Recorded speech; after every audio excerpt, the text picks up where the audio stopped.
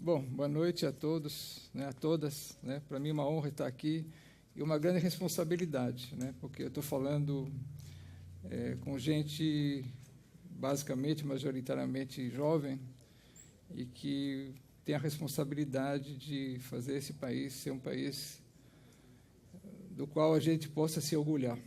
E vou falar de influência, foi assim que eu fui brifado, E vou começar pelas coisas que me influenciaram.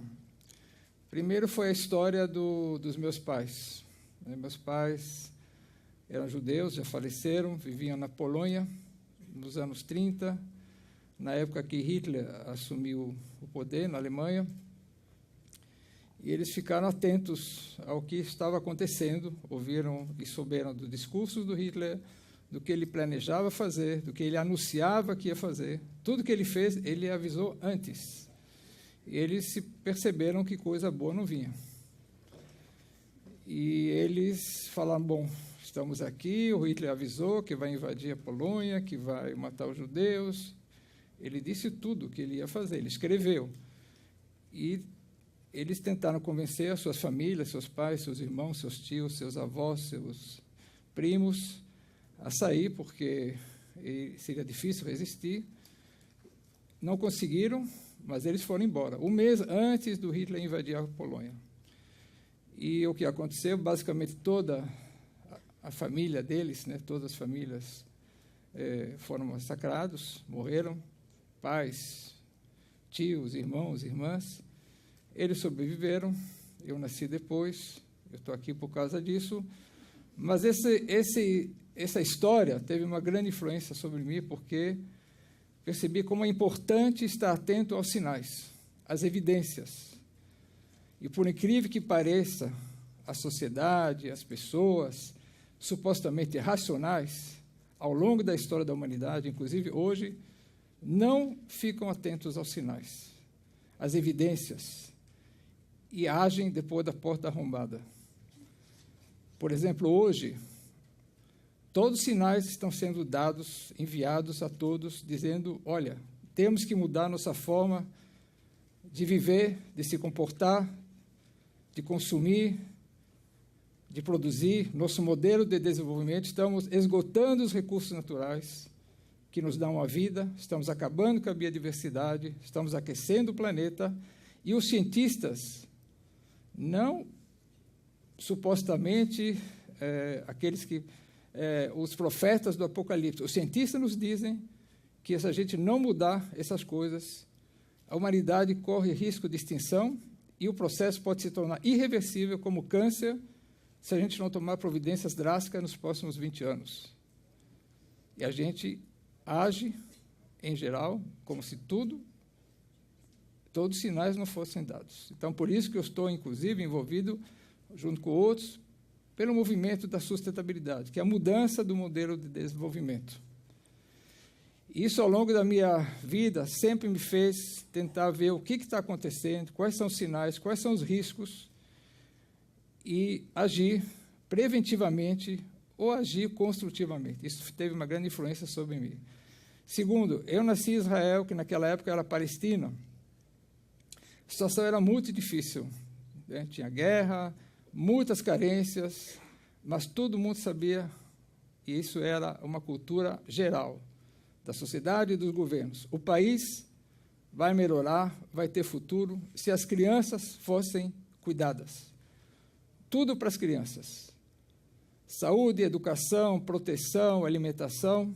O orçamento do governo era feito da seguinte maneira: vamos ver e vamos separar tudo que é necessário para nossas crianças. E o resto, a gente se vira com o resto.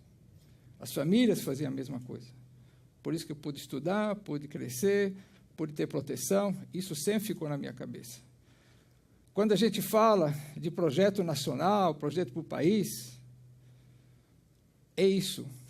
Não é necessário muita coisa. É cuidar das crianças, dos jovens, dar a elas tudo o que é necessário. Proteção, cultura, educação, saúde, transmitir valores. E essa é uma aposta que o país vai ser melhor. O que as famílias fazem e que vossas famílias fizeram para vocês chegarem até onde chegaram. Não fizeram um projeto econômico, meu filho vai ser isso, minha filha vai ser isso. Não, fizeram exatamente isso. Eu vou cuidar dos meus filhos, vou dar para eles o que é necessário para eles crescerem, ter educação, saúde, e vou transmitir valores. E eles vão ser alguém na vida. Essa é a aposta. E essa aposta que, infelizmente, o Brasil não tem feito. Outra influência, eu tive educação que incluía o estudo da Bíblia. Isso foi muito importante para mim, porque formou a minha escala de valores, meus valores, principalmente aquilo que está presente em todas as religiões, que é a defesa da justiça, a promoção da justiça social, a igualdade entre os seres humanos. Eu não sou religioso, só vou à sinagoga, à igreja por ocasiões protocolares, sociais, mas esses valores, principalmente o valor da justiça, da igualdade, ficou comigo e me influenciou bastante. E, infelizmente, não é um valor muito presente na sociedade. Se todos os profetas de todas as religiões dissessem hoje no mundo e no Brasil, disseram, bom, vocês não aprenderam nada, olhando os indicadores da desigualdade existente no mundo, desigualdade crescente, esse aqui é o drama, e desigualdade fantástica no Brasil.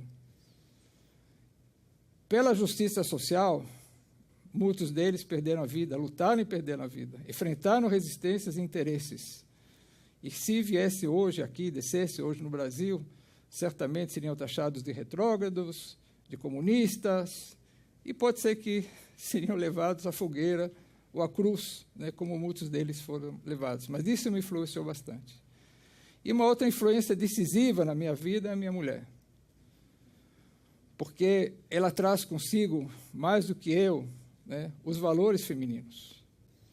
Os valores femininos que é da solidariedade, do amor, do afeto, da compreensão, da visão de médio e longo prazo, ao invés dos valores masculinos de olhar a competição, os valores de curto prazo, eu contra outros, a guerra é feita pelos homens, a violência é feita pelos homens. São eles que promovem a violência, a competição, esse mundo competitivo e anti-sustentabilidade. Então, ela tem uma influência muito grande sobre mim, essa complementaridade entre o masculino e o feminino, que, na realidade, é a integração do ser humano, isso ela me trouxe, me influencia até hoje muito fortemente. E, ao longo da minha vida, aí tentando processos de sobrevivência, porque eu tive uma infância também difícil, meu pai morreu cedo, e eu queria continuar estudando, e a atividade que me permitia continuar estudando era ser vendedor, porque tinha flexibilidade de horários, e aí tive que influenciar pessoas para comprar os produtos que eu vendia. E duas coisas eram importantes para mim, para influenciar essas pessoas. Ter produto de qualidade, eu não poderia enganar. Eu tinha que ter algo que realmente teria valor, e persistência e trabalho. Eu consegui, graças a isso, ser um razoável vendedor, consegui terminar meus estudos, e depois, junto com outros amigos da faculdade, criei a Grow, Jogos e Brinquedos, uma fábrica de brinquedos. Começou muito, muito pequena, com poucos recursos, se tornou uma empresa grande, importante, e eu cuidava da parte de vendas, da parte de marketing, e para influenciar consumidores, influenciar o público em geral, influenciar os revendedores, as lojas, algumas coisas eram importantes. Primeiro, voltando, ter um produto de qualidade, ter um produto com legitimidade, que satisfazesse a necessidade das pessoas, e ser uma organização, uma empresa, que inspirasse também a confiança e o suporte da comunidade. Por isso que seria uma empresa ética, honesta, que tratasse bem os funcionários, que tratasse bem os consumidores, que se preocupasse com o meio ambiente. Então, tudo isso influenciando tanto meus amigos, meus parceiros, tanto meus sócios, ajudou muito a influenciar a sociedade e o mercado, que era uma boa empresa que valeria a pena apostar nela. E, pouco a pouco, fomos me envolvendo, né, graças à herança que eu tive das histórias que eu contei para vocês, em outros assuntos da comunidade, né, porque eu consegui sair, né, da luta pela sobrevivência para abrir espaço na minha vida para olhar outras coisas. Me envolvi com o sindicato das empresas, me tornei presidente do sindicato, me tornei presidente da Associação Brasileira dos Fabricantes de Brinquedos, a Brinque, e aí, para tentar influenciar meus associados, e que não era uma coisa muito fácil, para novas responsabilidades, para assumir a cidadania acima dos interesses específicos empresariais, eu tive que lutar primeiro contra uma empresa que era quase dona do mercado, tinha 49% do mercado, que era a Estrela, que resistia a essa democratização do processo, mas aí eu percebi que os outros, que eram a maioria, 51%. E aí nós levamos adiante processos que melhoravam a condição dos trabalhadores dentro da indústria de brinquedos, outra relação com consumidores, criamos normas de qualidade na fabricação de brinquedos, valorizamos o nosso produto, isso elevou a estima da sociedade pelo brinquedo, isso salvou a indústria de brinquedos da invasão chinesa, para a qualidade que a indústria adquiriu. E um passo adiante foi a criação da Fundação ABRINC, tentando envolver, naquela época era uma grande novidade, as empresas pelos direitos da criança. Não ação filantrópica, mas promovendo os direitos da criança. E aí, para poder influenciar, fui buscar também parceiros, que é uma coisa importante, a Unicef, que, num grande encontro, mostrou a situação da criança no mundo, a situação da criança no Brasil, que é péssima em relação ao mundo. Recomendo a vocês todos olharem os relatórios anuais do Unicef. Vocês vão se sentir envergonhados, mas também estimulados para melhorar essa situação. Vocês vão perceber como o nosso país corre riscos de ter o futuro comprometido. E aí nós desenvolvemos a Fundação ABRINC. E é importante, desde o começo, para poder influenciar outros, que essa era a ideia, influenciar a sociedade, se você quiser ter algo de impacto, você tem que se juntar, fazer processos coletivos, se juntar com outros, abrir mão da exclusividade, da liderança ou da visibilidade, ter essas relações que possam ajudar você a influenciar outros, porque você tem parceiros. Mas também, se você está em processos de transformação, você tem que saber que você vai enfrentar resistências e interesses, e muitas vezes interesses muito poderosos, porque você vai mexer com uma situação, porque você vai transformar.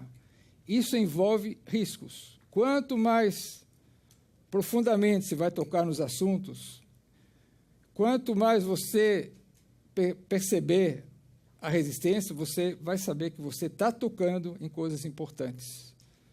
E, para enfrentar esses riscos, você tem que estar junto com outros, porque são riscos profundos, inclusive de vida.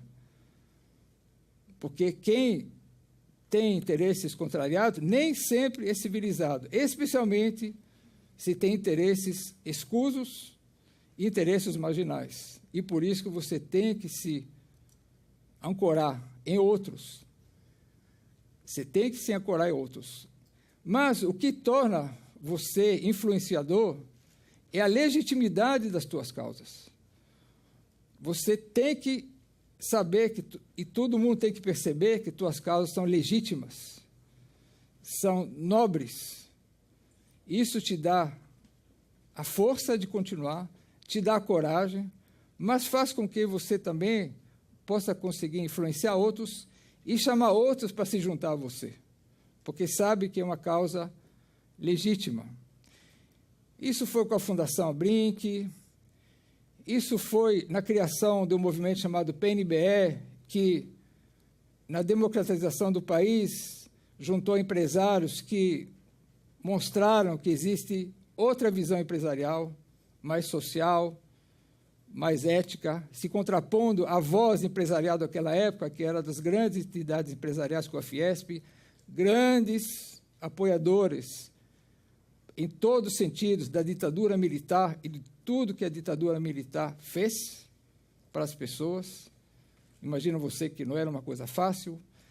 Na Fundação Abrinq, enfrentar os interesses de quem explorava o trabalho infantil e quem usava o trabalho infantil como fonte de atividade e de renda. PNB participando como única organização empresarial no impeachment do Collor desde o seu começo, onde nós organizamos a primeira manifestação pública.